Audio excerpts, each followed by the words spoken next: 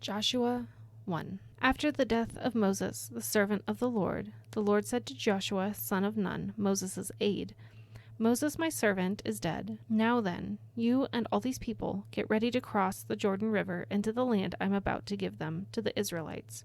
I will give you every place where you set your foot, as I promised Moses. Your territory will extend from the desert of Lebanon and from the great river, the Euphrates, all the Hittite country, to the Mediterranean Sea in the west. No one will be able to stand against you all the days of your life.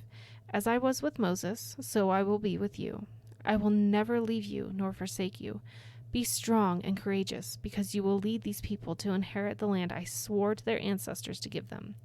Be strong and very courageous. Be careful to obey all the law my servant Moses gave you. Do not turn from it to the right or to the left, that you may be successful wherever you go. Keep this book of the law always on your lips. Meditate on it day and night, so that you may be careful to do everything written in it. Then you will be prosperous and successful. Have I not commanded you? Be strong and courageous. Do not be afraid. Do not be discouraged, for the Lord your God will be with you wherever you go. So Joshua ordered the officers of the people, Go through the camp and tell the people, Get your provisions ready. 3 days from now you will cross the Jordan here to go in and take possession of the land the Lord your God is giving you for your own. But to the Reubenites, the Gadites, and the half-tribe of Manasseh, Joshua said, Remember the command that Moses, the servant of the Lord, gave you after he said, The Lord your God will give you rest by giving you this land. Your wives, your children, and your livestock may stay in the land that Moses gave you east of the Jordan, but all your fighting men, ready for battle, must cross over ahead of your fellow Israelites. You are to help them until the Lord gives them rest, as he has done for you, and until they too have taken possession of the land the Lord your God is giving them. After that, you may go back and occupy your own land, which Moses, the servant of the Lord, gave you east of the Jordan toward the sunrise. Then they answered Joshua, Whatever you have commanded us, we will do, and wherever you send us, we will go. Just as we fully obeyed Moses, so we will obey you. Only may the Lord your God be with you as he was with Moses. Whoever rebels against you, your word, and does not obey it, whatever you may command them, will be put to death. Only be strong and courageous. Joshua 2. Then Joshua, son of Nun, secretly sent 2 spies from Shittim. Go, look over the land, he said, especially Jericho. So they went and entered the house of a prostitute named Rahab and stayed there. The king of Jericho was told, Look, some of the Israelites have come here tonight to spy out the land. So the king of Jericho sent this message to Rahab, Bring out the men who came to you and entered your house, because they have come to spy out the whole land. But the woman had taken the 2 men and hidden them. She said, Yes, the men came to me, but I did not know where they had come from. At dusk, when it was time to close the city gate, they left. I don't know which way they went. Go after them quickly, you may catch up with them. But she had taken them up to the roof and hidden them under the stalks of flax she had laid out on the roof. So the men set out in pursuit of the spies on the road that leads to the fords of Jordan. And as soon as the pursuers had gone out, the gate was shut. Before the spies lay down for the night, she went up on the roof and said to them, I know that the Lord has given you this land, and that a great fear of you has fallen on us, so that all who live in this country are melting in fear because of you. We have heard how the Lord dried up the water of the Red Sea for you when you came out of Egypt, and what you did to Sihon and Og, the 2 kings of the Amorites east of the Jordan, whom you completely destroyed. When we heard of it, our hearts melted in fear, and everyone's courage failed because of you. For the Lord your God is God in heaven above and on the earth below. Now then, please swear to me by the Lord that you will show kindness to my family, because I have shown kindness to you. Give me a sure sign that you will spare the lives of my father and mother, my brothers and sisters, and all who belong to them, and that you will save us from death. Our lives for your lives, the man assured her. If you don't tell what we are doing, we will treat you kindly and faithfully when the Lord gives us the land. So she let them down by a rope through the window, for the house she lived in was part of the city wall. She said to them, Go to the hills so the pursuers will not find you. Hide yourselves there 3 days until they return, and then go on your way. Now the men had said to her, This oath you made us swear will not be binding on us, unless, when we enter the land, you have tied the scarlet cord in the window through which you let us down, and unless you have brought your father and mother, your brothers, and all your family into your house. If any of them go outside your house into the street, their blood will be on their own heads. We will not be responsible. As for those who are in the house with you, their blood will be on our head if a hand is laid on them. But if you tell what we are doing, we will be released from the oath you made us swear." "Agreed," she replied. "Let it be as you say." So she sent them away, and they departed, and she tied the scarlet cord in the window. When they left, they went into the hills and stayed there 3 days, until the pursuers had searched all along the road and returned without finding them. Then the 2 men started back. They went down out of the hills, forded the river, and came to Joshua son of Nun, and told him everything that had happened to them. They said to Joshua, "The Lord has surely given the whole land into our hands. All the people are melting in fear because of us." Joshua 3. Early in the morning, Joshua and all the Israelites set out from Shittim and went to the Jordan, where they camped before crossing over. After 3 days, the officers went throughout the camp, giving orders to the people. "When you see the ark of the covenant of the Lord your God and the Levitical priests carrying it, you are to move out from your positions and follow it. Then you will know which way to go, since you have never been this way before. But keep a distance of about 2,000 cubits between you and the ark. Do not go near it." Joshua told the people, "Consecrate yourselves, for tomorrow the Lord will do amazing things among you." Joshua said to the priests, "Take up the ark of the covenant and pass on ahead of the people." So they took it up and went ahead of them.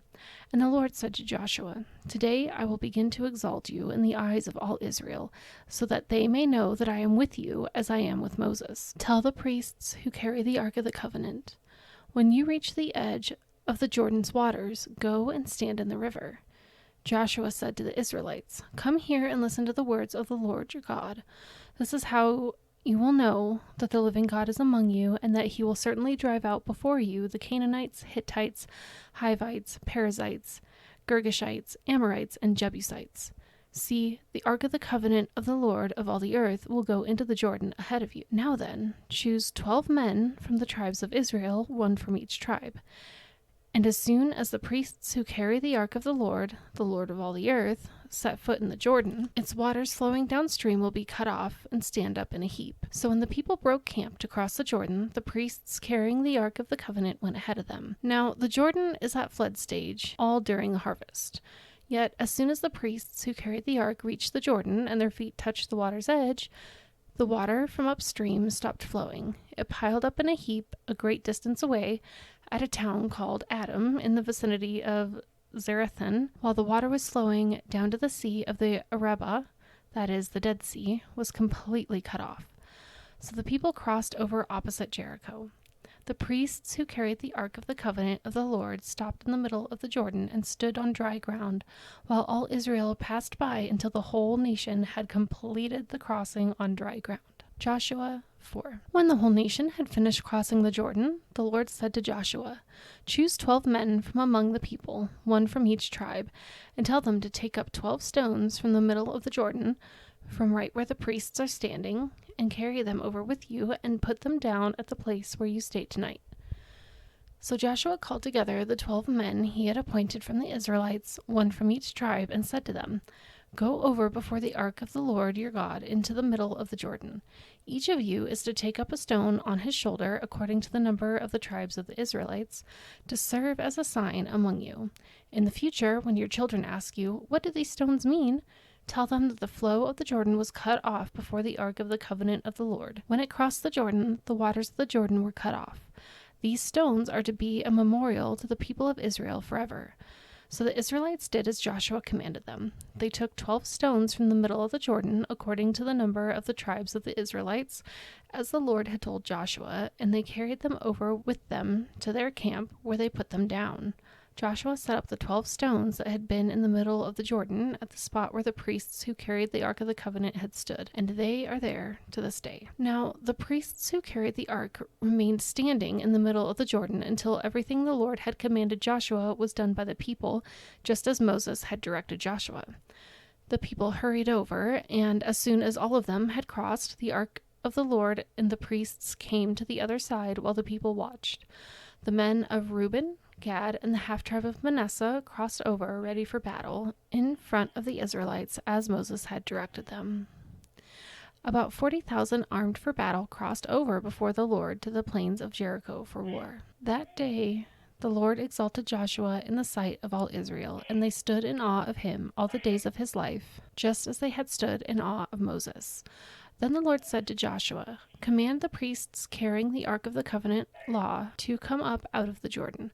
So Joshua commanded the priests, "Come up out of the Jordan." And the priests came up out of the river, carrying the Ark of the Covenant of the Lord. No sooner had they set their feet on the dry ground than the waters of the Jordan returned to their place and ran at flood stage as before. On the 10th day of the first month, the people went up from the Jordan and camped at Gilgal on the eastern border of Jericho. And Joshua set up at Gilgal the 12 stones they had taken out of the Jordan.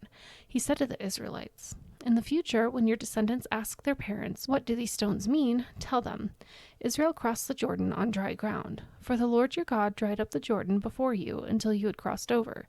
The Lord your God did to the Jordan what he had done to the Red Sea when he dried it up before us until we had crossed over. He did this so that all the people of the earth might know that the hand of the Lord is powerful, and so that you might always fear the Lord your God." Joshua 5. Now, when all the Amorite kings west of the Jordan and all the Canaanite kings along the coast heard of how the Lord had dried up the Jordan before the Israelites until they had crossed over, their hearts melted in fear, and they no longer had the courage to face the Israelites. At that time the Lord said to Joshua, "Make flint knives and circumcise the Israelites again."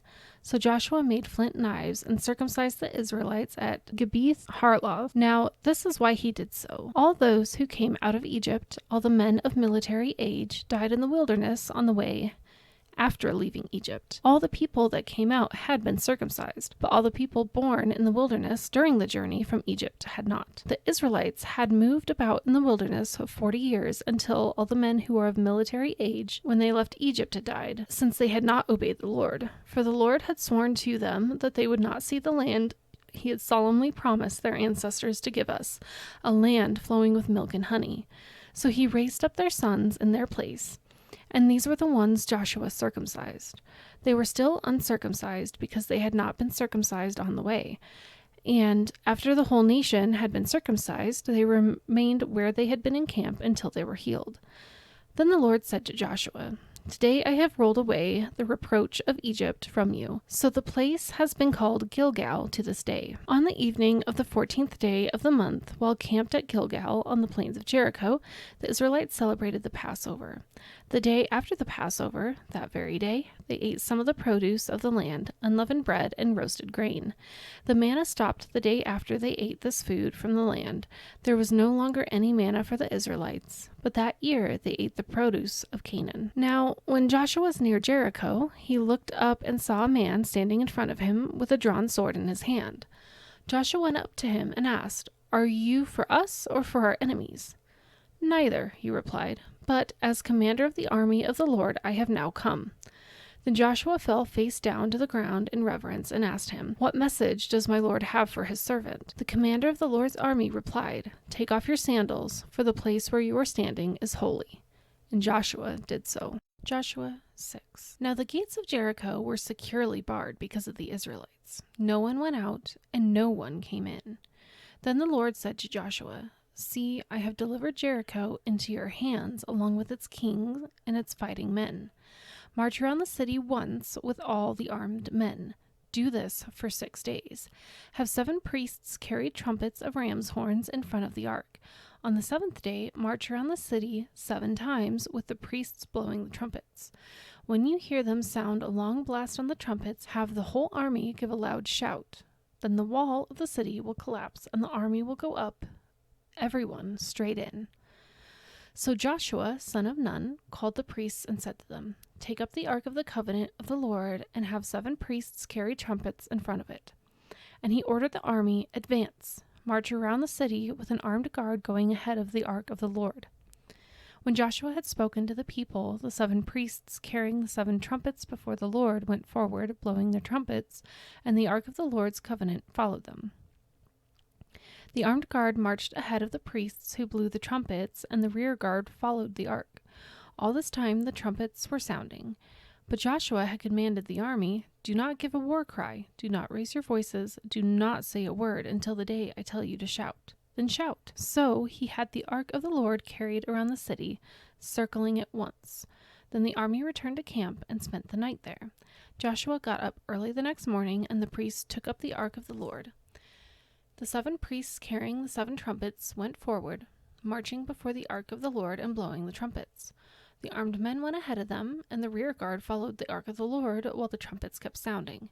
So on the second day they marched around the city once and returned to camp. They did this for 6 days. On the 7th day they got up at daybreak and marched around the city 7 times in the same manner, except that on that day they circled the city 7 times. The 7th time around, when the priests sounded the trumpet blast, Joshua commanded the army, "Shout, for the Lord has given you the city." The city and all that is in it are to be devoted to the Lord. Only Rahab the prostitute and all who are with her in her house shall be spared, because she hid the spies we sent. But keep away from the devoted things, so that you will not bring about your own destruction by taking any of them. Otherwise, you will make the camp of Israel liable to destruction and bring trouble on it. All the silver and gold and the articles of bronze and iron are sacred to the Lord and must go into his treasury. When the trumpet sounded, the army shouted, and at the sound of the trumpet, when the men gave a loud shout, the wall collapsed. So everyone charged straight in, and they took the city. They devoted the city to the Lord and destroyed with the sword everything living in it, men and women, young and old, cattle, sheep, and donkeys. Joshua said to the 2 men who had spied out the land, "Go into the prostitute's house and bring her out and all who belong to her in accordance with your oath to her." So the young men who had done the spying went in and brought out Rahab, her father and mother, her brothers and sisters, and all who belonged to her. They brought out her entire family and put them in a place outside the camp of Israel. Then they burned the whole city and everything in it. But they put the silver and gold and the articles of bronze and iron into the treasury of the Lord's house. But Joshua spared Rahab the prostitute with her family and all who belonged to her, because she hid the men Joshua had sent as spies to Jericho, and she lives among the Israelites to this day. At that time Joshua pronounced the solemn oath, "Cursed before the Lord is the one who undertakes to rebuild the city Jericho. At the cost of his firstborn son he will lay its foundations. At the cost of his youngest he will set up its gates." So the Lord was with Joshua, and his fame spread throughout the land. Joshua 7. But the Israelites were unfaithful in regard to the devoted things. Achan, son of Carmi, the son of Zimri, the son of Zerah, of the tribe of Judah, took some of them. So the Lord's anger burned against Israel. Now Joshua sent men from Jericho to Ai, which is near Beth Aven, to the east of Bethel, and told them, "Go up and spy out the region." So the men went up and spied out Ai. When they returned to Joshua, they said, "Not all the army will have to go up against Ai. Send 2,000 or 3,000 men to take it, and do not weary the whole army, for only a few people live there." So about 3,000 went up, but they were routed by the men of Ai, who killed about 36 of them. They chased the Israelites from the city gate as far as the stone quarries and struck them down on the slopes. At this, the hearts of the people melted in fear and became like water. Then Joshua tore his clothes and fell face down to the ground before the ark of the Lord, remaining there till evening. The elders of Israel did the same, and sprinkled dust on their heads. And Joshua said, "Alas, sovereign Lord, why did you ever bring this people across the Jordan to deliver us into the hands of the Amorites to destroy us? If only we had been content to stay on the other side of the Jordan. Pardon your servant, Lord. What can I say now that Israel has been routed by its enemies? The Canaanites and the other people of the country will hear about this, and they will surround us and wipe out our name from the earth. What then will you do for your own great name?" The Lord said to Joshua, "Stand up. What are you doing down on your face? Israel has sinned. They have violated my covenant, which I commanded them to keep. They have taken some of the devoted things. They have stolen. They have lied. They have put them with their own possessions. That is why the Israelites cannot stand against their enemies. They turn their backs and run because they have been made liable to destruction. I will not be with you anymore unless you destroy whatever among you is devoted to destruction. Go, consecrate the people. Tell them, consecrate yourselves in preparation for tomorrow. For this is what the Lord, the God of Israel, says. There are devoted things among you, Israel. You cannot stand against your enemies until you remove them. In the morning, present yourselves tribe by tribe. The tribe the Lord chooses shall come forward, clan by clan. The clan the Lord chooses shall come forward, family by family. And the family the Lord chooses shall come forward, man by man. Whoever is caught with the devoted things shall be destroyed by fire, along with all that belongs to him. He has violated the covenant of the Lord and has done an outrageous thing in Israel." Early the next morning, Joshua had Israel come forward by tribes, and Judah was chosen. The clans of Judah came forward, and the Zerahites were chosen. He had the clan of the Zerahites come forward by family, and Zimri was chosen. Joshua had his family come forward, man by man, and Achan, son of Carmi, the son of Zimri, the son of Zerah, of the tribe of Judah, was chosen. Then Joshua said to Achan, "My son, give glory to the Lord, the God of Israel, and honor him. Tell me what you have done. Do not hide it from me." Achan replied, "It is true. I have sinned against the Lord, the God of Israel. This is what I have done. When I saw in the plunder a beautiful robe from Babylonia, 200 shekels of silver, and a bar of gold weighing 50 shekels, I coveted them and took them. They are hidden in the ground inside my tent with the silver underneath." So Joshua sent messengers, and they ran to the tent, and there it was hidden in his tent, with the silver underneath. They took the things from the tent, brought them to Joshua and all the Israelites, and spread them out before the Lord. Then Joshua, together with all Israel, took Achan son of Zerah, the silver, the robe, the gold bar, his sons and daughters, his cattle, donkeys, and sheep, his tent, and all that he had, to the valley of Achor. Joshua said, "Why have you brought this trouble on us? The Lord will bring trouble on you today." And all Israel stoned him, and after they had stoned the rest, they burned them. Over Achan they heaped up a large pile of rocks, which remains to this day. Then the Lord turned from his fierce anger. Therefore, that place has been called the Valley of Achor ever since. Joshua 8. Then the Lord said to Joshua, "Do not be afraid. Do not be discouraged. Take the whole army with you, and go up and attack Ai. For I have delivered into your hands the king of Ai, his people, his city, and his land. You shall do to Ai and its king as you did to Jericho and its king, except that you may carry off their plunder and livestock for yourselves. Set an ambush behind the city." So Joshua and the whole army moved out to attack Ai. He chose 30,000 of his best fighting men and sent them out at night with these orders. "Listen carefully. You are to set an ambush behind the city. Don't go very far from it. All of you be on the alert. I and all those with me will advance on the city, and when the men come out against us, as they did before, we will flee from them. They will pursue us until we have lured them away from the city, for they will say, 'They are running away from us as they did before.' So when we flee from them, you are to rise up from ambush and take the city. The Lord your God will give it into your hand.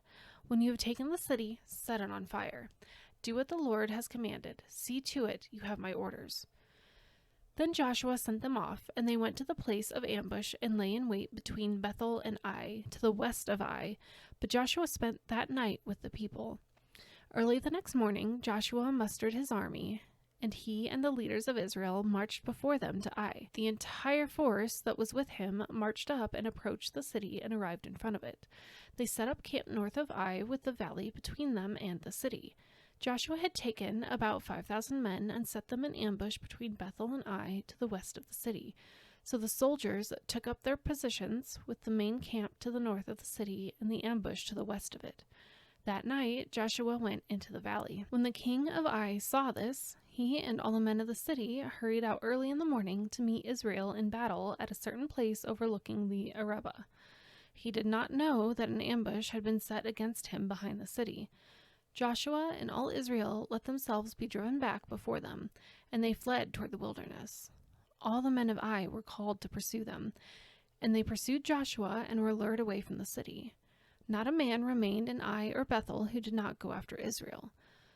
They left the city open and went in pursuit of Israel. Then the Lord said to Joshua, "Hold out toward Ai the javelin that is in your hand, for into your hand I will deliver the city." So Joshua held out toward the city the javelin that was in his hand. As soon as he did this, the men in the ambush rose quickly from their position and rushed forward. They entered the city and captured it and quickly set it on fire. The men of Ai looked back and saw the smoke of the city rising up into the sky, but they had no chance to escape in any direction. The Israelites, who had been fleeing toward the wilderness, had turned back against their pursuers. For when Joshua and all Israel saw that the ambush had taken the city and that smoke was going up from it, they turned around and attacked the men of Ai. Those in the ambush also came out of the city against them, so that they were caught in the middle with Israelites on both sides. Israel cut them down, leaving them neither survivors nor fugitives. But they took the king of Ai alive and brought him to Joshua. When Israel had finished killing all the men of Ai in the fields and in the wilderness where they had chased them, and when every one of them had been put to the sword, all the Israelites returned to Ai and killed those who were in it. 12,000 men and women fell that day, all the people of Ai. For Joshua did not draw back the hand that held out his javelin until he had destroyed all who lived in Ai. But Israel did carry off for themselves the livestock and plunder of the city, as the Lord had instructed Joshua. So Joshua burned Ai and made it a permanent heap of ruins, a desolate place to this day. He impaled the body of the king of Ai on a pole and left it there until evening. At sunset, Joshua ordered them to take the body from the pole and throw it down at the entrance of the city gate. And they raised a large pile of rocks over it, which remains to this day. Then Joshua built on Mount Ebal an altar to the Lord, the God of Israel, as Moses the servant of the Lord had commanded the Israelites. He built it according to what is written in the book of the law of Moses, an altar of uncut stones on which no iron tool has been used. On it they offered to the Lord burnt offerings and sacrificed fellowship offerings. There, in the presence of the Israelites, Joshua wrote on stones a copy of the law of Moses. All the Israelites, with their elders, officials, and judges, were standing on both sides of the ark of the covenant of the Lord, facing the Levitical priests who carried it. Both the foreigners living among them and the native-born were there. Half the people stood in front of Mount Gerizim, and half of them in front of Mount Ebal, as Moses, the servant of the Lord, had formerly commanded when he gave instructions to bless the people of Israel. Afterward, Joshua read all the words of the law, the blessing and the curses, just as it is written in the book of the law. There was not a word of all that Moses had commanded that Joshua did not read to the whole assembly of Israel, including the women and children and the foreigners who lived among them. Joshua 9. Now, when all the kings west of the Jordan heard about these things, the kings in the hill country, in the western foothills, and along the entire coast of the Mediterranean Sea as far as Lebanon, the kings of the Hittites, Amorites, Canaanites, Perizzites, Hivites, and Jebusites, they came together to wage war against Joshua and Israel. However, when the people of Gibeon heard what Joshua had done to Jericho and Ai, they resorted to a ruse. They went as a delegation whose donkeys were loaded with worn-out sacks and old wineskins, cracked and mended. They put worn and patched sandals on their feet and wore old clothes. All the bread of their food supply was dry and moldy. Then they went to Joshua in the camp of Gilgal and said to him and the Israelites, "We have come from a distant country. Make a treaty with us." The Israelites said to the Hivites, "But perhaps you live near us, so how can we make a treaty with you?" "We are your servants," they said to Joshua. But Joshua asked, "Who are you, and where do you come from?" They answered, "Your servants have come from a very distant country because of the fame of the Lord your God. For we have heard reports of him, all that he did in Egypt, and all that he did to the 2 kings of the Amorites east of the Jordan, Sihon, king of Heshbon, and Og, king of Bashan, who reigned in Ashtaroth.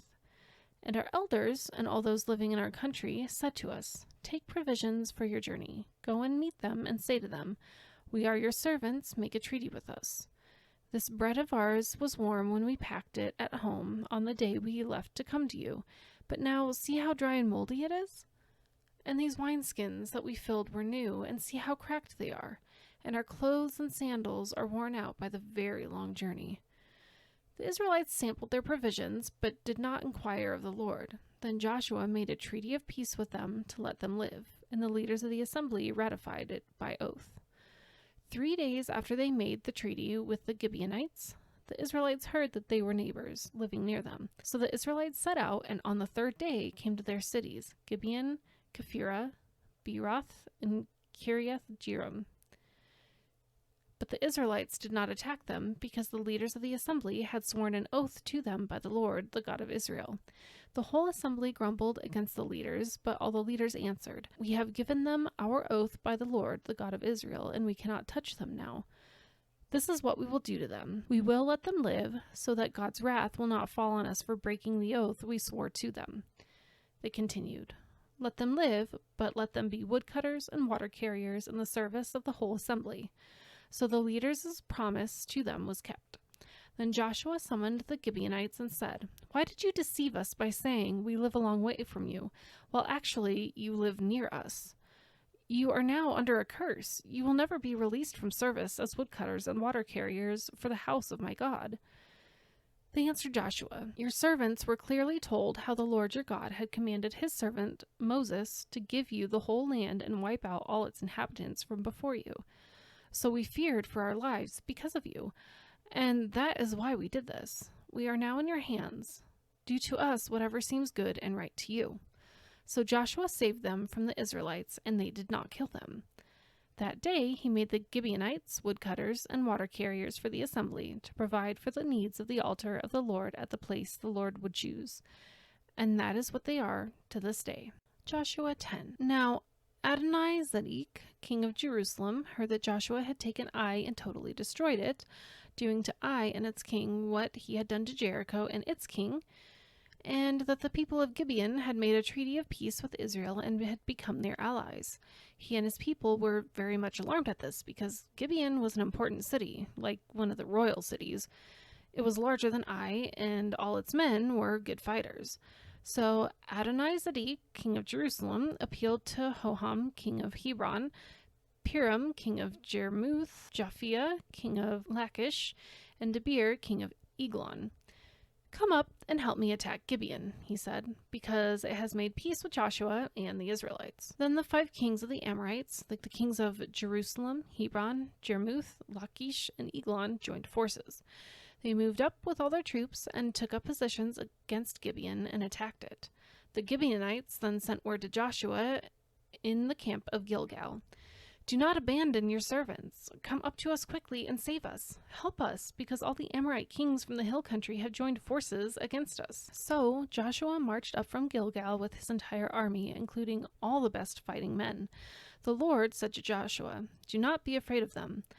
I have given them into your hand. Not one of them will be able to withstand you." After an all-night march from Gilgal, Joshua took them by surprise.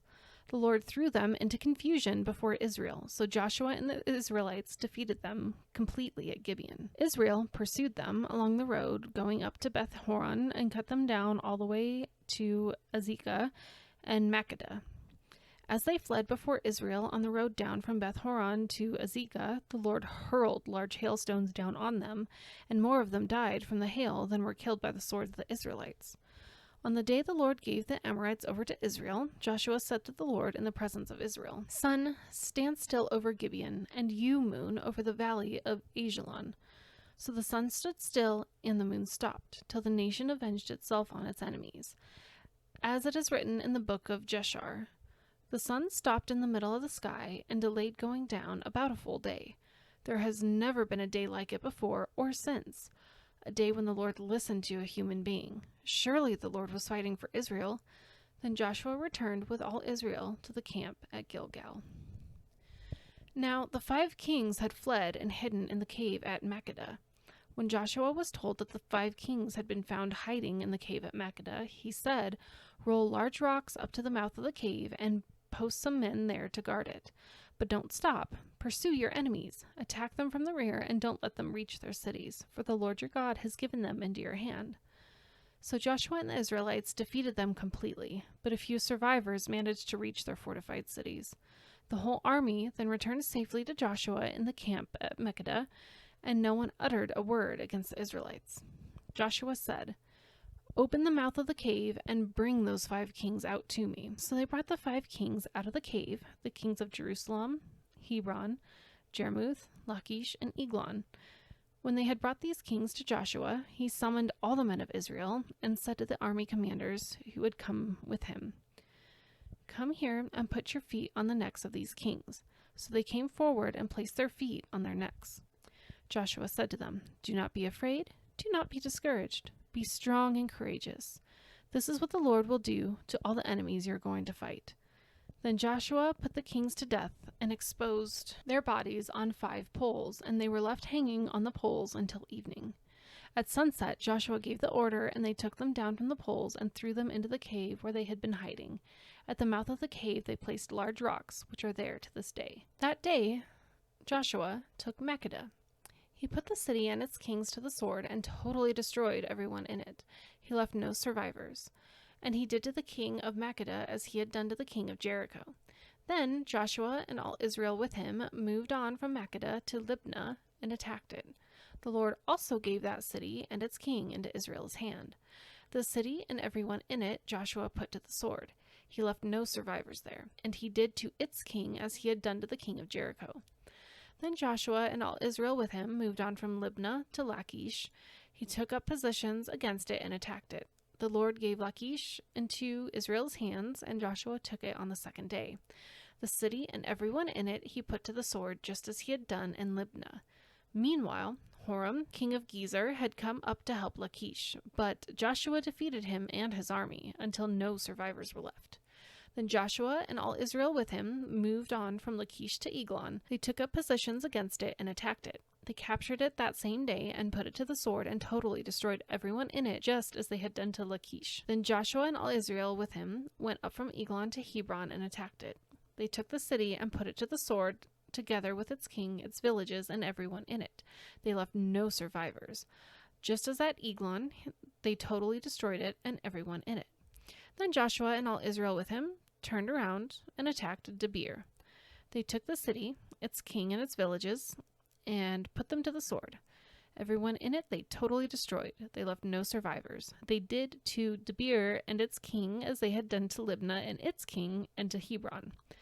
So Joshua subdued the whole region, including the hill country, the Negev, the western foothills, and the mountain slopes, together with all their kings. He left no survivors. He totally destroyed all who breathed, just as the Lord, the God of Israel, had commanded. Joshua subdued them from Kadesh Barnea to Gaza, and from the whole region of Goshen to Gibeon. All these kings and their lands Joshua conquered in one campaign, because the Lord, the God of Israel, fought for Israel. Then Joshua returned with all Israel to the camp at Gilgal. Joshua 11. When Jabin, king of Hazor, heard of this, he sent word to Jobab, king of Madon, to the kings of Shimron and Akshaph, and to the northern kings who were in the mountains, in the Arabah, south of Kinnereth, in the western foothills, and in Nephoth Dor on the west, to the Canaanites in the east and west, to the Amorites, Hittites, Perizzites, and Jebusites in the hill country, and to the Hivites below Hermon in the region of Mizpah. They came out with all their troops, and a large number of horses and chariots, a huge army, as numerous as the sand on the seashore. All these kings joined forces and made camp together at the waters of Merom to fight against Israel. The Lord said to Joshua, "Do not be afraid of them, because by this time tomorrow I will hand all of them slain over to Israel. You are to hamstring their horses and burn their chariots." So Joshua and his whole army came against them suddenly at the waters of Merom and attacked them, and the Lord gave them into the hand of Israel. They defeated them and pursued them all the way to Greater Sidon, to Misrephoth Maim, and to the valley of Mizpah on the east, until no survivors were left. Joshua did to them as the Lord had directed. He hamstrung their horses and burned their chariots. At that time, Joshua turned back and captured Hazor and put its king to the sword. Hazor had been defeated, the head of all these kingdoms. Everyone in it they put to the sword. They totally destroyed them, not sparing anyone that breathed, and he burned Hazor itself. Joshua took all these royal cities and their kings and put them to the sword. He totally destroyed them, as Moses the servant of the Lord had commanded. Yet Israel did not burn any of the cities built on their mounds, except Hazor, which Joshua burned. The Israelites carried off for themselves all the plunder and livestock of these cities, but all the people they put to the sword until they completely destroyed them, not sparing anyone that breathed. As the Lord commanded his servant Moses, so Moses commanded Joshua, and Joshua did it. He left nothing undone of all that the Lord commanded Moses. So Joshua took this entire land, the hill country, all the Negev, the whole region of Goshen, the western foothills, the Arabah, and the mountains of Israel, with their foothills, from Mount Halak, which rises towards Seir, to Baal Gad in the valley of Lebanon below Mount Hermon. He captured all their kings and put them to death. Joshua waged war against all these kings for a long time, except for the Hivites living in Gibeon. Not one city made a treaty of peace with the Israelites, who took them all in battle. For it was the Lord himself who hardened their hearts to wage war against Israel, so that he might destroy them totally, exterminating them without mercy, as the Lord had commanded Moses.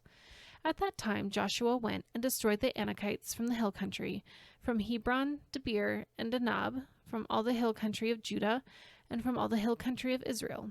Joshua totally destroyed them and their towns. No Anakites were left in Israelite territory. Only in Gaza, Gath, and Ashdod did any survive. So Joshua took the entire land, just as the Lord had directed Moses, and he gave it as an inheritance to Israel according to their tribal divisions. Then the land had rest from war. Joshua 12. These are the kings of the land whom the Israelites had defeated and whose territory they took over east of the Jordan, from the Arnon Gorge to Mount Hermon, including all the eastern side of the Arabah. Sihon, king of the Amorites, who reigned in Heshbon. He ruled from Aroer on the rim of the Arnon Gorge, from the middle of the gorge to the Jabbok River, which is the border of the Ammonites. This included half of Gilead.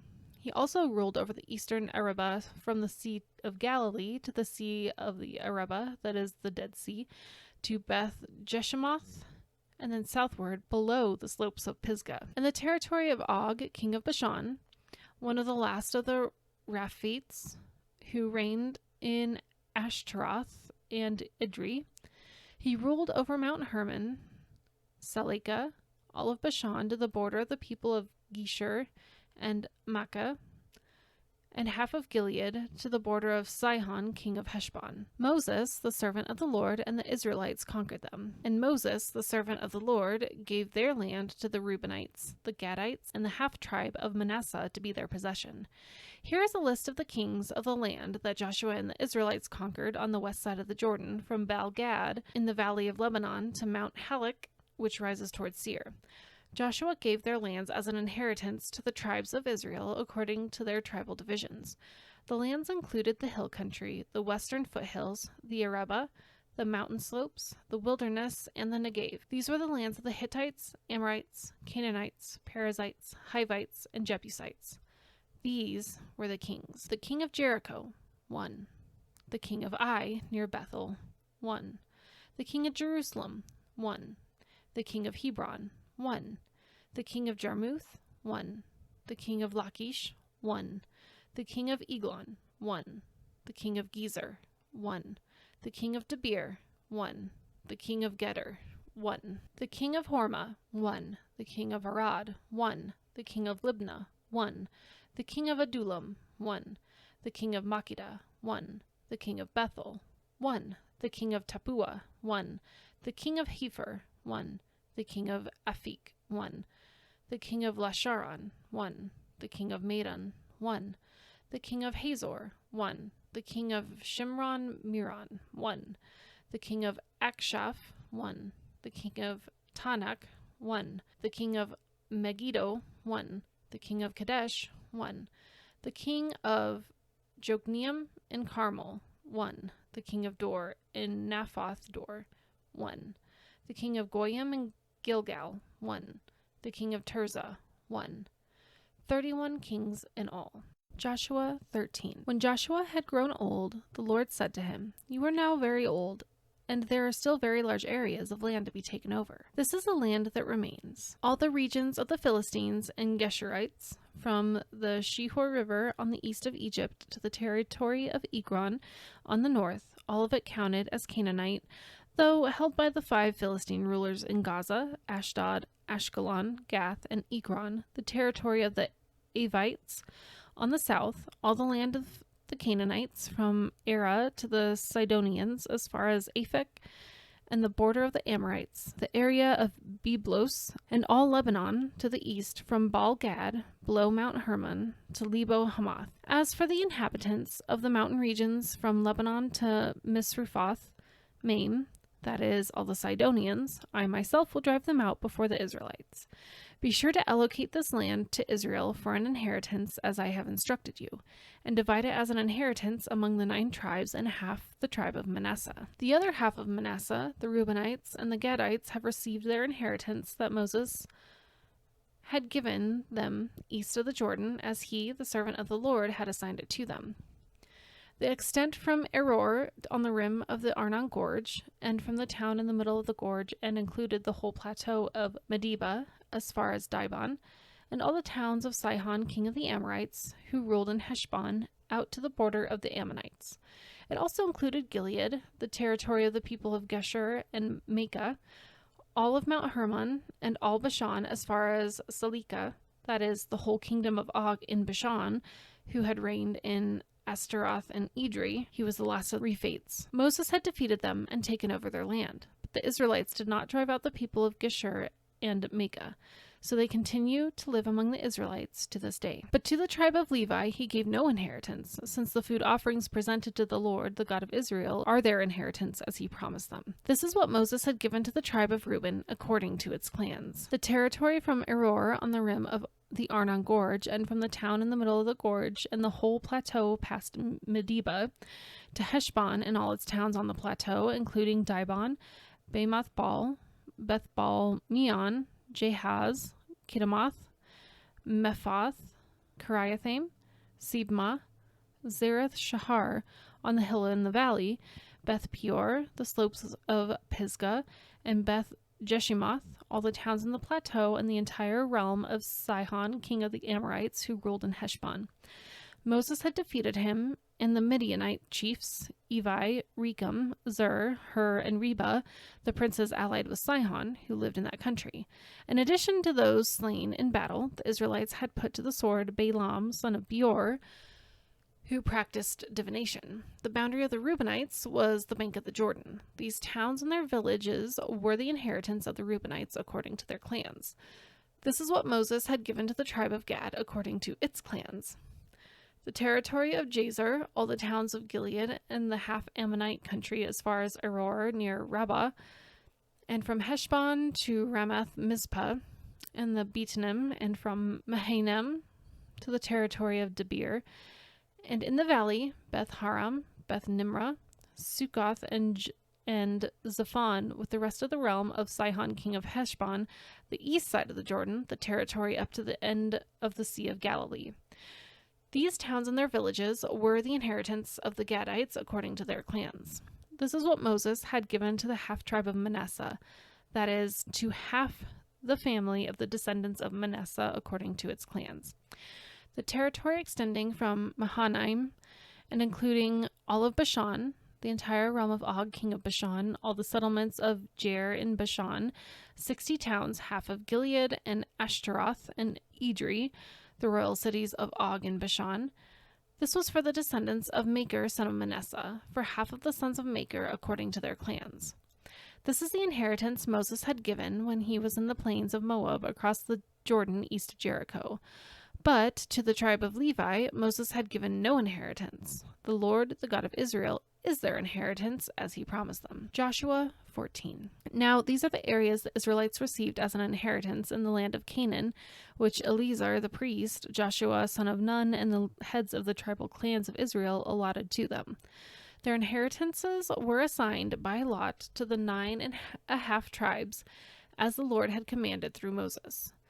Moses had granted the 2.5 tribes their inheritance east of the Jordan, but had not granted the Levites an inheritance among the rest, for Joseph's descendants had become 2 tribes, Manasseh and Ephraim. The Levites received no share of the land, but only towns to live in, with pasture lands for their flocks and herds. So the Israelites divided the land just as the Lord had commanded Moses. Now, the people of Judah approached Joshua at Gilgal, and Caleb, son of Jephunneh, the Kenizzite, said to him, You know what the Lord said to Moses, the man of God, at Kadesh Barnea about you and me.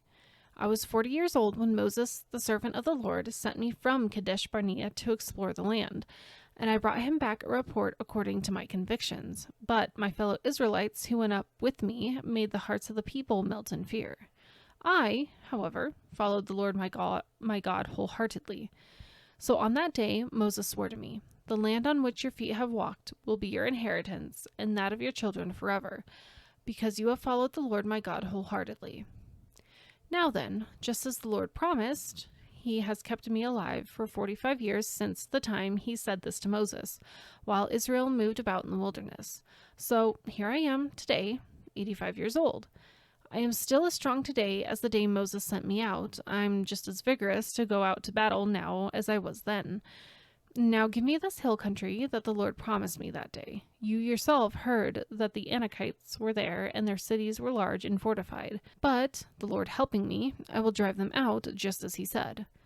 Then Joshua blessed Caleb, son of Jephunneh, and gave him Hebron as his inheritance. So Hebron has belonged to Caleb, son of Jephunneh, the Kenizzite, ever since, because he followed the Lord, the God of Israel, wholeheartedly.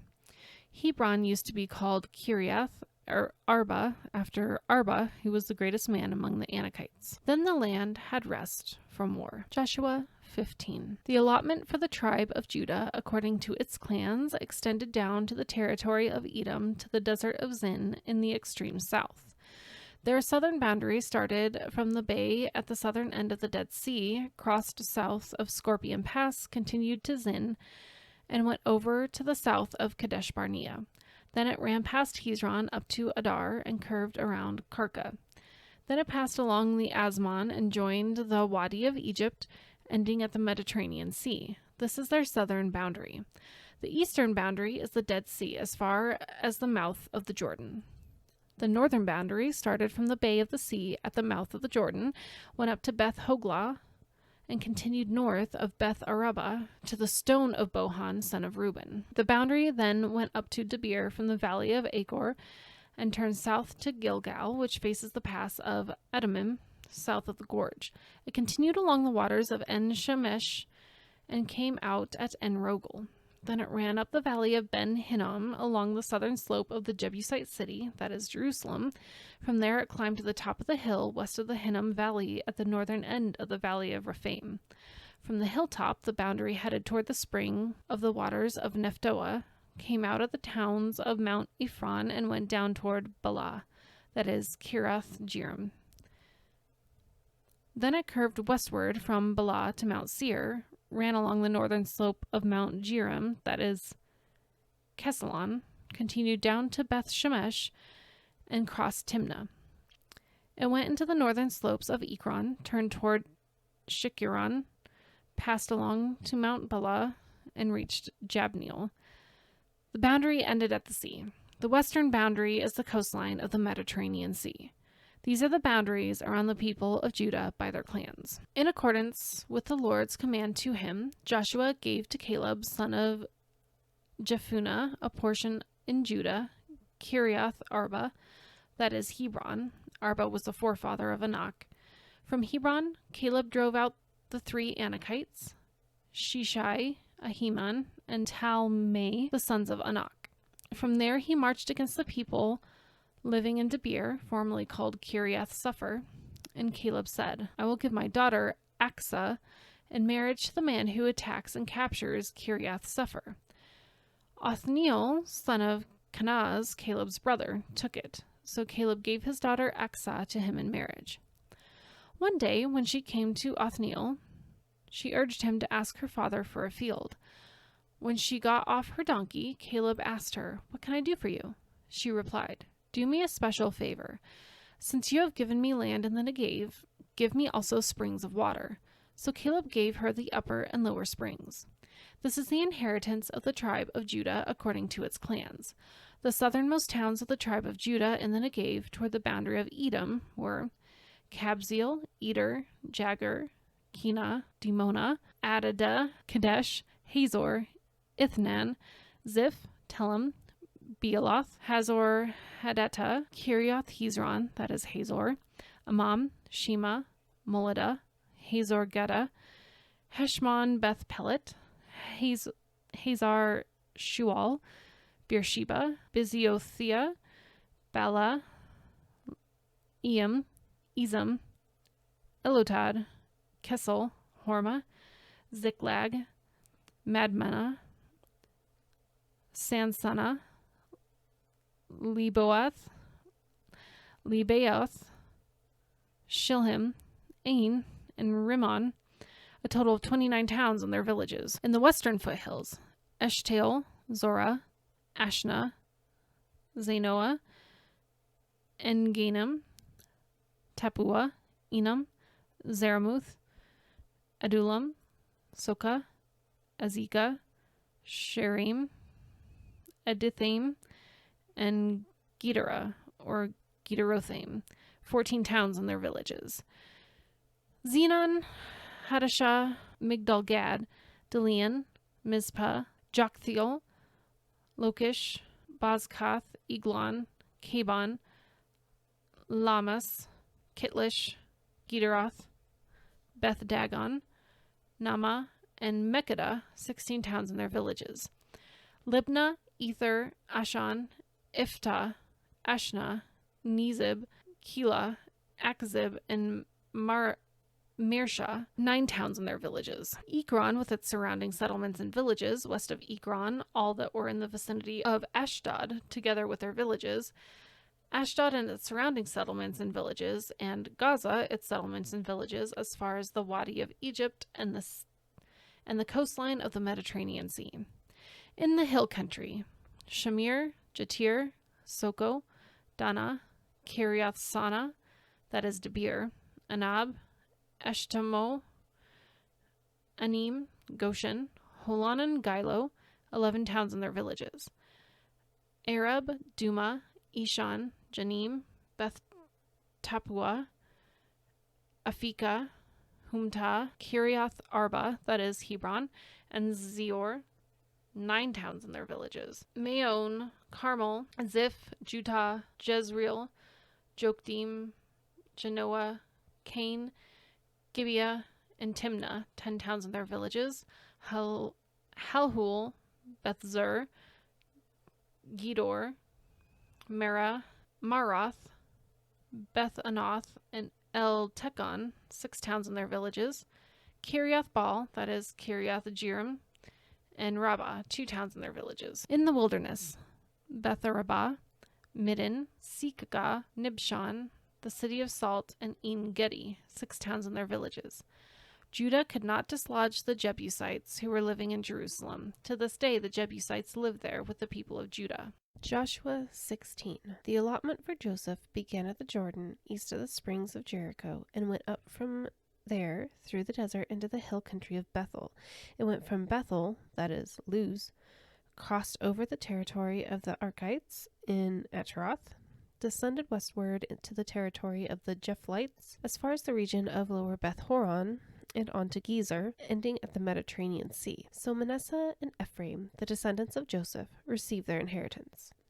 This was the territory of Ephraim, according to its clans. The boundary of their inheritance went from Ataroth Adar in the east to Upper Beth Horon and continued to the Mediterranean Sea.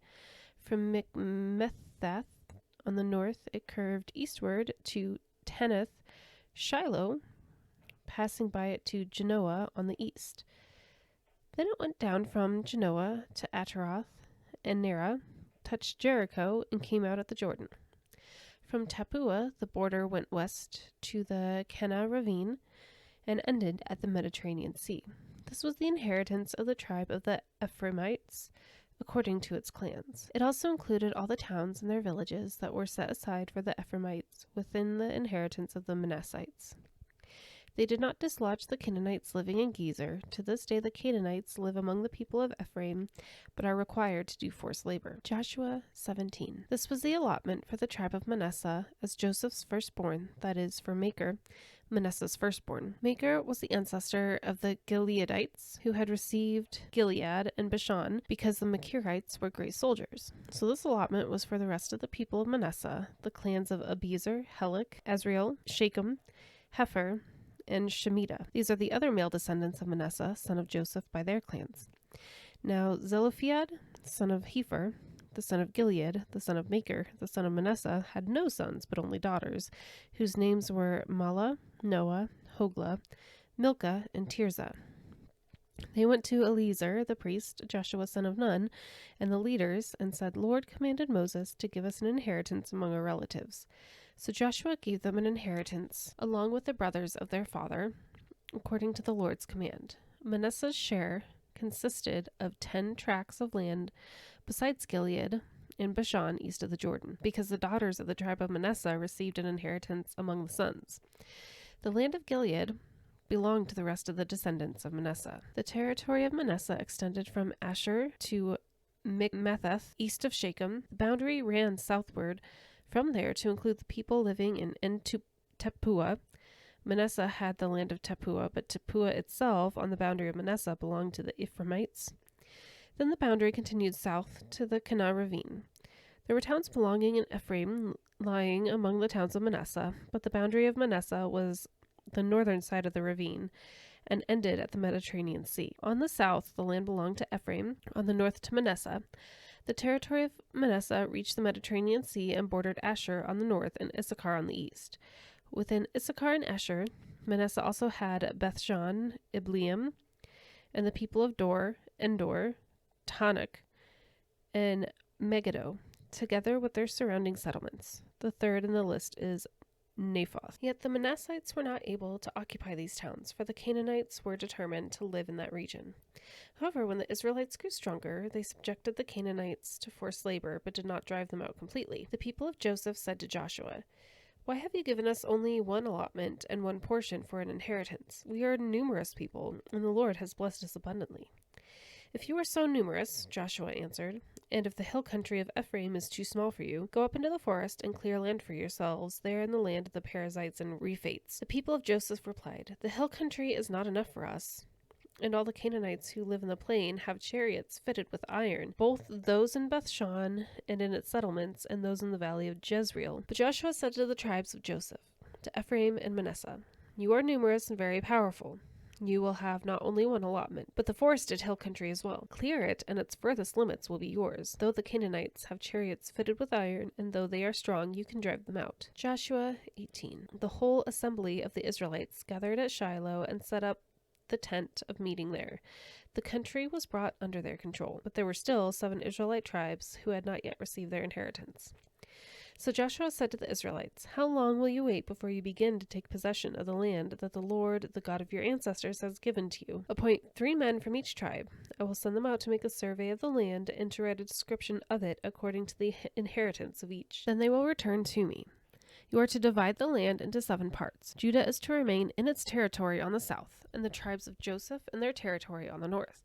After you have written descriptions of the 7 parts of the land, bring them here to me, and I will cast lots for you in the presence of the Lord our God. The Levites, however, do not get a portion among you, because the priestly service of the Lord is their inheritance.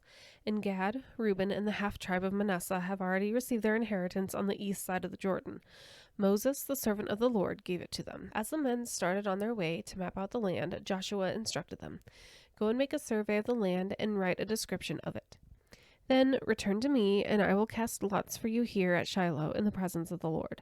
So the men left and went through the land. They wrote its description on a scroll, town by town, in 7 parts, and returned to Joshua in the camp of Shiloh. Joshua then cast lots for them in Shiloh in the presence of the Lord, and there he distributed the land to the Israelites according to their tribal divisions. The first lot came up for the tribe of Benjamin according to its clans. Their allotted territory lay between the tribes of Judah and Joseph. On the north side of their boundary began at the Jordan, passed the northern slope of Jericho, and headed west into the hill country, coming out at the wilderness of Beth Aven. From there it crossed to the south slope of Luz, that is Bethel, and went down to Ataroth Adar, on the hill south of lower Beth Horon. From the hill facing Beth Horon on the south of the boundary, turned south along the western side and came out at Kiriath Baal, that is Kiriath Jearim, a town of the people of Judah. This is the western side. The southern side began at the outskirts of Kiriath Jearim on the west, and the boundary came out at the spring of the waters of Nephtoah. The boundary went down to the foot of the hill facing the valley of Ben Hinnom, north of the valley of Rephaim. It continued down the Hinnom Valley along the southern slope of the Jebusite city, and so to En-Rogel. Then it curved north, went to En-Shemesh, continued to Gilaloth, which faces the pass of Adumim, and ran down to the stone of Bohan, son of Reuben. It continued to the northern slope of Beth Araba, and on down to the Araba. It then went to the northern slope of Beth Hogla and came out at the northern bay of the Dead Sea, at the mouth of the Jordan in the south. This was the southern boundary. The Jordan formed the boundary on the eastern side. These were the boundaries that marked out the inheritance of the clans of Benjamin on all sides.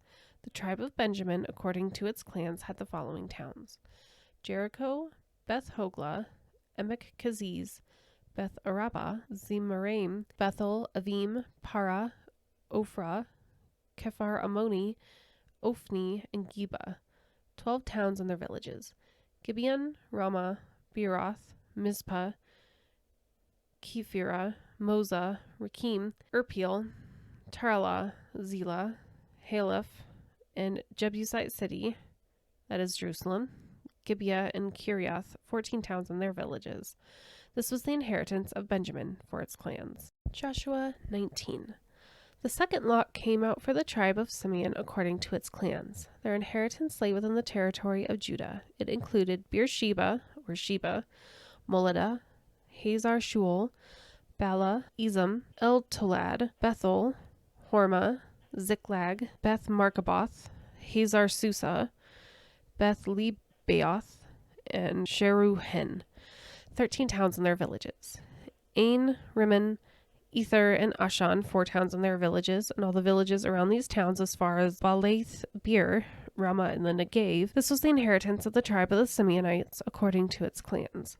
The inheritance of the Simeonites was taken from the share of Judah because Judah's portion was more than they needed. So the Simeonites received their inheritance within the territory of Judah. The third lot came up for the Zebulun according to its clans. The boundary of their inheritance went as far as Sarid. Going west, it ran to Marlah, touched Dabasheth, and extended to the ravine near Jokneam. It turned east from Sarid toward the sunrise to the territory of Kisloth Tabor and went to Daberoth and up to Japhia. Then it continued eastward to Gath-Hepher and Kazin.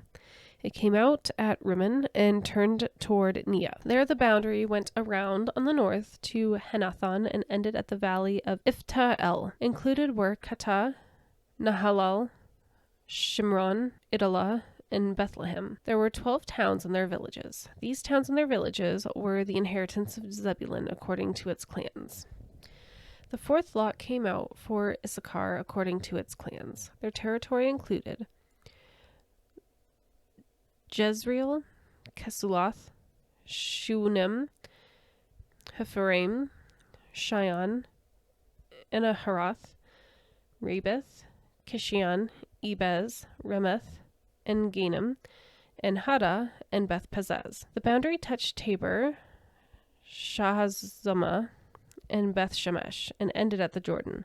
There were 16 towns and their villages. These towns and their villages were the inheritance of the tribe of Issachar according to its clans. The fifth lot came out for the tribe of Asher according to its clans. Their territory included Helkath, Hali, Betin, Aksaph, Elimelech, Ahmad, and Mishal. On the west boundary touched Carmel and Sihor Libnath.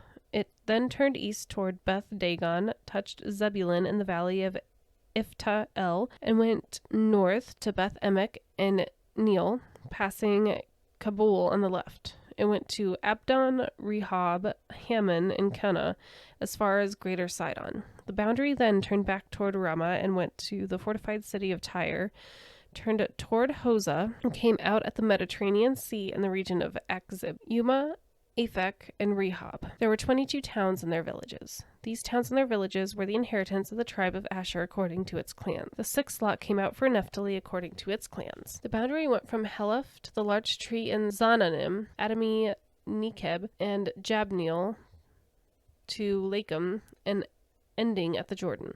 The boundary ran west through Aznoth, Tabor, and came out at Hukah. It touched Zebulun on the south, Asher on the west, and the Jordan on the east. The fortified towns were Zedum, Zer, Hamath, Raketh, Kinnereth, Adamah, Ramah, Hazor, Kadesh, Edrei, En-Hazor, Iron, Migdal-El, Horam, Beth-Anath, and Beth-Shemesh. There were 19 towns and their villages. These towns and their villages were the inheritance of the tribe of Naphtali according to its clans. The seventh lot came out for the tribe of Dan according to its clans. The territory of their inheritance included Zorah, Eshtaol, Irshemesh, Shalabin, Ajalon, Ithla, Elon, Timnah, Ekron, Eltekeh, Gibbethon, Baalath, Jehud, Bene Barak, Gathrimmon, Mejarkon, and Racon, with the area facing Joppa. When the territory of the Danites was lost to them, they went up and attacked Leshem, took it, put it to the sword, and occupied it. They settled in Leshem and named it Dan after their ancestor. These towns and their villages were the inheritance of the tribe of Dan according to its clans. When they had finished dividing the land into its allotted portions, the Israelites gave Joshua son of Nun an inheritance among them, as the Lord had commanded. They gave him the town he asked for, Timnath-Serah, in the hill country of Ephraim. And he built up the town and settled there. These are the territories that Eleazar the priest, Joshua son of Nun, and the heads of the tribal clans of Israel assigned by lot at Shiloh in the presence of the Lord at the entrance to the tent of meeting. And so they finished dividing the land. Joshua 20. Then the Lord said to Joshua, "Tell the Israelites to designate the cities of refuge as I instructed you through Moses, so that anyone who kills a person accidentally and unintentionally may flee there and find protection from the avenger of blood. When they flee to one of these cities, they are to stand at the entrance of the city gate and state their case before the elders of that city. Then the elders are to admit the fugitive into their city and provide a place to live among them. If the avenger of blood comes in pursuit, the elders must not surrender to the fugitive, because the fugitive killed their neighbor unintentionally and without malice aforethought. They are to stay in that city until they have stood trial before the assembly, and until the death of the high priest who is serving at that time. Then they may go back down to their home in the town from which they fled." So they set apart Kadesh in Galilee in the hill country of Naphtali, Shechem in the hill country of Ephraim, and Kiriath Arba, that is Hebron, in the hill country of Judah. East of the Jordan, on the other side from Jericho, they designated Bezer in the wilderness on the plateau in the tribe of Reuben, Ramoth in Gilead in the tribe of Gad, and Golan in Bashan in the tribe of Manasseh. Any of the Israelites or any foreigner residing among them who killed someone accidentally could flee to these designated cities and not be killed by the avenger of blood prior to standing trial before the assembly. Joshua 21. Now the family heads of the Levites approached Eleazar the priest, Joshua son of Nun, and the heads of the other tribal families of Israel at Shiloh in Canaan, and said to them, "The Lord commanded through Moses that you give us towns to live in, with pasture lands for our livestock. So, as the Lord has commanded, the Israelites gave the Levites the following towns and pasture lands out of their own inheritance. The first lot came out for the Kohathites, according to their clans. The Levites, who were descendants of Aaron the priest, were allotted 13 towns from the tribes of Judah, Simeon, and Benjamin. The rest of Kohath's descendants were allotted 10 towns from the clans of the tribes of Ephraim, Dan, and half of Manasseh. The descendants of Gershon were allotted 13 towns from the clans of the tribes of Issachar, Asher, Naphtali, and the half-tribe of Manasseh and Bashan. The descendants of Merari, according to their clans, received 12 towns from the tribes of Reuben, Gad, and Zebulun. So the Israelites allotted to the Levites these towns and their pasture lands as the Lord had commanded through Moses. From the tribes of Judah and Simeon, they allotted the following towns by name. These towns were assigned to the descendants of Aaron, who were from the Kohathite clans of the Levites, because the first lot fell to them. They gave them Kiriath Arba, that is Hebron, with its surrounding pasture land in the hill country of Judah. Arba was the forefather of Anak. But the fields and villages around the city they had given to Caleb, son of Jephunneh, as his possession. So the descendants of Aaron the priest they gave Hebron, a city of refuge for one accused of murder, Libnah, Jatir, Eshtemoa, Holon, Debir, Ain, Juttah, and Beth Shemesh, together with their pasture lands, 9 towns from these 2 tribes. And from the tribe of Benjamin they gave them Gibeon, Geba, Anathoth, and Almon, together with their pasture lands, 4 towns. The total number of towns for their priests, the descendants of Aaron, came to 13 together with their pasture lands. The rest of the Kohathite clans of the Levites were allotted towns from the tribe of Ephraim. In the hill country of Ephraim, they were given Shechem, a city of refuge for one accused of murder, and Gezer, Kibzaim, and Beth Horon, together with their pasture lands, 4 towns. Also from the tribe of Dan, they received Eltekeh, Gibbethon, Ajalon, and Gath-Rimmon, together with their pasture lands, 4 towns. From half the tribe of Manasseh, they received Tanakh and Gath-Rimmon, together with their pasture lands, 2 towns. All these 10 towns and their pasture lands were given to the rest of the Kohathite clans. The Levite clans of the Gershonites were given from the half tribe of Manasseh, Golan and Bashan, a city of refuge for one accused of murder, and Be-Eshterah, together with their pasture lands, 2 towns. From the tribe of Issachar, Kishion, Debereth, Jermuth, and En-Ganim, together with their pasture lands, 4 towns. From the tribe of Asher, Mishal, Abdon, Helkath, and Rehob, together with their pasture lands, 4 towns. From the tribes of Naphtali, Kadesh in Galilee, a city of refuge for one accused of murder, Hamath Dor, and Kartan, together with their pasture lands, 3 towns. The total number of towns of the Gershonite clans came to 13, together with their pasture lands. The Merarite clans, the rest of the Levites, were given from the tribe of Zebulun, Jokneam, Kartah, Dimnah, and Nahalal, together with their pasture lands, 4 towns. From the tribe of Reuben, Bezer, Jahaz, Kedemoth, and Mephath, together with their pasture lands, 4 towns. From the tribe of Gad, Ramoth in Gilead, a city of refuge for one accused of murder, Mahanaim, Geshbon, and Jazer, together with their pasture lands, 4 towns in all. The total number of towns allotted to the Merarite clans, who were the rest of the Levites, came to 12. The towns of the Levites and the territory held by the Israelites were 48 in all, together with their pasture lands. Each of these towns had pasture lands surrounding it. This was true for all these towns. So the Lord gave Israel all the land he had sworn to give their ancestors, and they took possession of it and settled there. The Lord gave them rest on every side, just as he had sworn to their ancestors. Not one of their enemies withstood them. The Lord gave all their enemies into their hands. Not one of all the Lord's good promises to Israel failed. Every one was fulfilled. Joshua 22. Then Joshua summoned the Reubenites, the Gadites, and the half-tribe of Manasseh, and said to them, "You have done all that Moses the servant of the Lord commanded, and you have obeyed me in everything I commanded.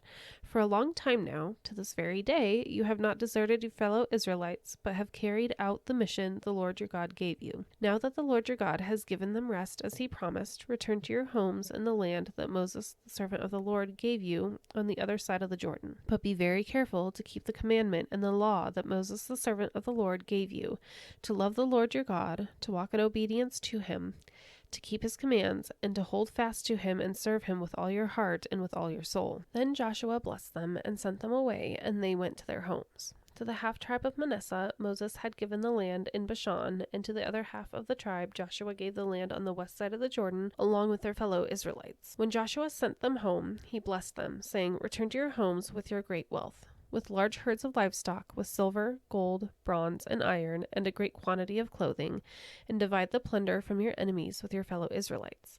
So the Reubenites, the Gadites, and the half-tribe of Manasseh left the Israelites at Shiloh in Canaan to return to Gilead, their own land, which they had acquired in accordance with the command of the Lord through Moses. When they came to Galiloth, near the Jordan, in the land of Canaan, the Reubenites, the Gadites, and the half-tribe of Manasseh built an imposing altar there by the Jordan. And when the Israelites heard that they had built the altar on the border of Canaan at Galiloth, near the Jordan, on the Israelite side, the whole assembly of Israel gathered at Shiloh to go to war against them. So the Israelites sent Phinehas, son of Eleazar, the priest, to the land of Gilead, to Reuben, Gad, and the half-tribe of Manasseh. With him they sent 10 of the chief men, one from each of the tribes of Israel, each the head of a family division among the Israelite clans. When they went to Gilead, to Reuben, Gad, and the half-tribe of Manasseh, they said to them, "The whole assembly of the Lord says, 'How could you break faith with the God of Israel like this? How could you turn away from the Lord and build yourselves an altar in rebellion against him now? Was not the sin pure enough for us? Up to this very day we have not cleansed ourselves from that sin, even though a plague fell on the community of the Lord. And you are now turning away from the Lord? If you rebel against the Lord today, tomorrow he will be angry with the whole community of Israel. If the land you possess is defiled, come over to the Lord's land, where the Lord's tabernacle stands, and share the land with us. But do not rebel against the Lord or against us by building an altar for yourselves, other than the altar of the Lord our God. When Achan, son of Zerah, was unfaithful in regard to the devoted things, did not wrath come on the whole community of Israel? He was not the only one who died for his sin. Then Reuben, Gad, and the half-tribe of Manasseh replied to the heads of the clans of Israel, "The mighty one, God the Lord, the mighty one, God the Lord, he knows. And let Israel know. If this has been in rebellion or disobedience to the Lord, do not spare us this day. If we have built our town altar to turn away from the Lord and to offer burnt offerings and grain offerings, or to sacrifice fellowship offerings on it, may the Lord himself call us to account. No, we did it for fear that some day your descendants might say to ours, 'What do you have to do with the Lord, the God of Israel? The Lord has made the Jordan a boundary between us and you. You Reubenites and you Gadites, you have no share in the Lord.' So your descendants might cause ours to stop fearing the Lord. That is why we said, 'Let us get ready and build an altar,' but not for burnt offerings or sacrifices.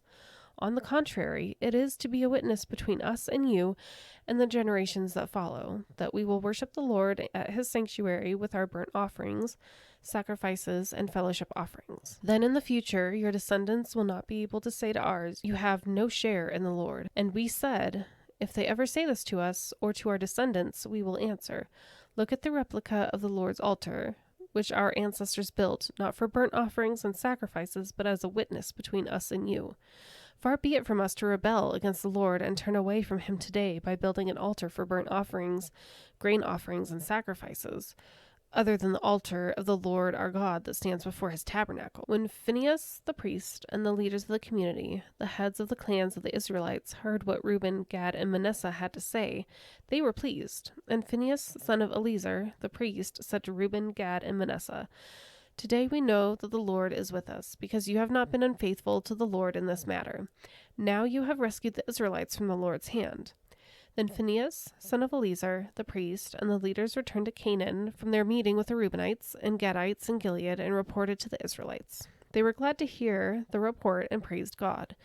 And they talked no more about going to war against them to devastate the country where the Reubenites and the Gadites lived. And the Reubenites and the Gadites gave the altar this name, "A witness between us that the Lord is God." Joshua 23. After a long time had passed, and the Lord had given Israel rest from all their enemies around them, Joshua, by then a very old man, summoned all Israel, their elders, leaders, judges, and officials, and said to them, "I am very old. You yourselves have seen everything the Lord your God has done to all these nations for your sake. It was the Lord your God who fought for you. Remember how I have allotted as your inheritance for your tribes all the land of the nations that remain, the nations I conquered between the Jordan and the Mediterranean Sea in the west. The Lord your God himself will push them out for your sake. He will drive them out before you, and you will take possession of their land as the Lord your God promised you. Be very strong, be careful to obey all that is written in the book of the law of Moses, without turning aside to the right or to the left. Do not associate with these nations that remain among you. Do not invoke the name of their gods or swear by them. You must not serve them or bow down to them, but you are to hold fast to the Lord your God as you have until now. The Lord has driven out before you great and powerful nations. To this day, no one has been able to withstand you. One of you routs 1,000, because the Lord your God fights for you just as he promised. So be very careful to love the Lord your God. But if you turn away and ally yourselves with the survivors of these nations that remain among you, and if you intermarry with them and associate with them, then you may be sure that the Lord your God will no longer drive out these nations before you. Instead, they will become snares and traps for you, whips on your backs and thorns in your eyes, until you perish from this good land, which the Lord your God has given you. Now, I am about to go the way of all the earth. You know with all your heart and soul that not one of the good promises the Lord your God gave you has failed. Every promise has been fulfilled, not one has failed. But just as all the good things the Lord your God has promised you have come to you, so he will bring on you all the evil things he has threatened, until the Lord your God has destroyed you from this good land he has given you. If you violate the covenant of the Lord your God, which he commanded you, and go and serve other gods and bow down to them, the Lord's anger will burn against you, and you will quickly perish from the good land he has given you. Then Joshua assembled all the tribes of Israel at Shechem. He summoned the elders, leaders, judges, and officials of Israel, and they presented themselves before God. Joshua said to all the people, "This is what the Lord, the God of Israel, says. Long ago, your ancestors, including Terah, the father of Abraham and Nahor, lived beyond the Euphrates River and worshipped other gods.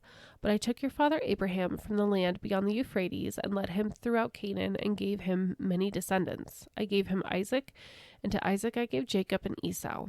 I assigned the hill country of Seir to Esau, but Jacob and his family went down to Egypt. Then I sent Moses and Aaron, and I afflicted the Egyptians by what I did there, and I brought you out. When I brought your people out of Egypt, you came to the sea, and the Egyptians pursued them with chariots and horsemen as far as the Red Sea. But they cried to the Lord for help, and he put darkness between you and the Egyptians. He brought the sea over them and covered them. You saw with your own eyes what I did to the Egyptians. Then you lived in the wilderness for a long time. I brought you to the land of the Amorites who lived east of the Jordan. They fought against you, but I gave them into your hands. I destroyed them from before you, and you took possession of their land. When Balak, son of Zippor, the king of Moab, prepared to fight against Israel, he sent for Balaam, son of Beor, to put a curse on you. But I would not listen to Balaam, so he blessed you again and again, and I delivered you out of his hand. Then you crossed the Jordan and came to Jericho. The citizens of Jericho fought against you, as did also the Amorites, Perizzites, Canaanites, Hittites, Girgashites, Hivites, and Jebusites. But I gave them into your hands. I sent the hornet ahead of you, which drove them out before you, also the 2 Amorite kings. You did not do it with your own sword and bow, so I gave you a land on which you did not toil, and cities you did not build, and you live in them and eat from vineyards and olive groves that you did not plant. Now fear the Lord and serve him with all faithfulness. Throw away the gods your ancestors worshipped beyond the Euphrates River and in Egypt, and serve the Lord.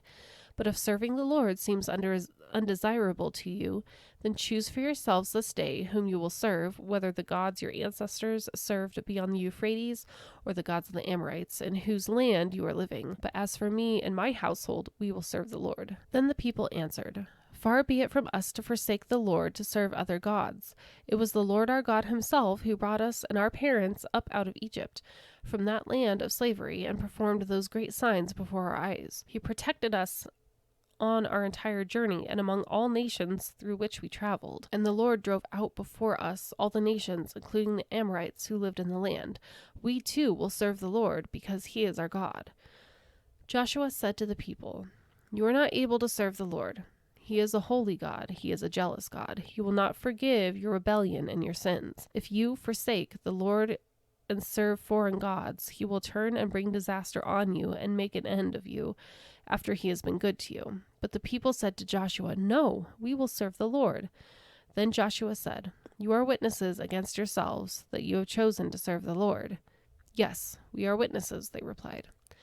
"Now then," said Joshua, "throw away the foreign gods that are among you, and yield your hearts to the Lord, the God of Israel." And the people said to Joshua, "We will serve the Lord our God and obey him." On that day Joshua made a covenant for the people, and there at Shechem he reaffirmed for them decrees and laws. And Joshua recorded these things in the book of the law of God. Then he took a large stone and set it up there under the oak near the holy place of the Lord. "See," he said to all the people, "this stone will be a witness against us. It has heard all the words the Lord has said to us.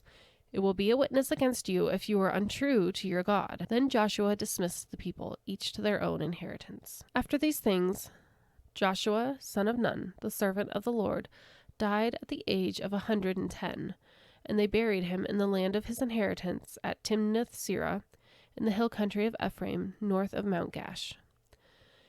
Israel served the Lord throughout the lifetime of Joshua and of the elders who outlived him and who had experienced everything the Lord had done for Israel. And Joseph's bones, which the Israelites had brought up from Egypt, were buried at Shechem, in the tract of land that Jacob bought for 100 pieces of silver from the sons of Hamor, the father of Shechem. This became the inheritance of Joseph's descendants. And Eleazar, son of Aaron, died and was buried at Gibeah, which had been allotted to his son Phinehas in the hill country of Ephraim.